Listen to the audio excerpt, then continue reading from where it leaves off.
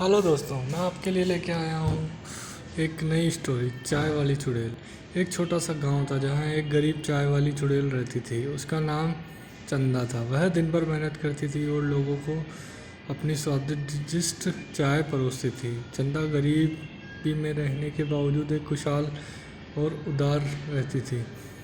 एक दिन गांव में एक बड़ी सभा हुई जहां ग्रामीण इकट्ठे हुए। एक आदान प्रदान चल रहा था। लोग बहुत खुश दिख रहे थे। चंदा भी उत्साहित होकर उस सभा में पहुंची। सभा में एक भगवान नाम का पंडित था जिसका नाम पंडित विश्वास था।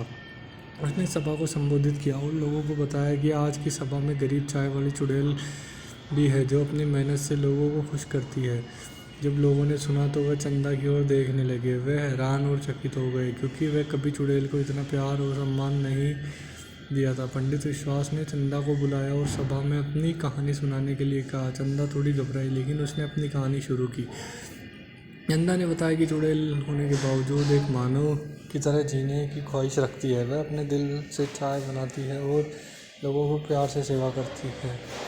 उसने बताया कि खुश रहने और दूसरों को खुश करने का रहस्य सरलता और उदारता और भावनात्मक में छिपा होता है।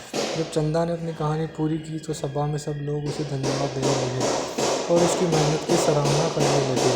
पंडित विश्वास ने कहा कि चंदा, तुम एक अद्वितीय और प्रेरणादायक व्यक्ति हो। तुम दूसरों को समझाने और उनकी मदद करने के लिए अद्वितीय दृष्टिकोण रखती हो। चंदा की आंखें आंसू आ गए और पंडित विश्वास को धन्यवाद कहा। उसका अद्वितीय और दिल दया भाव लोगों के दिलों में स्थान बना लिया। वे आधार से चाय पीने और उसकी चाय की महिमा की सराहना करते थे। इस कहानी से हमें ये शिक्षा मिलती है कि लोगों को उनको बाहरी रूप से नहीं देखना चाहिए बल्कि उनके अंदर की महानता, उदारता, अद्वित्व को देखनी चाहिए।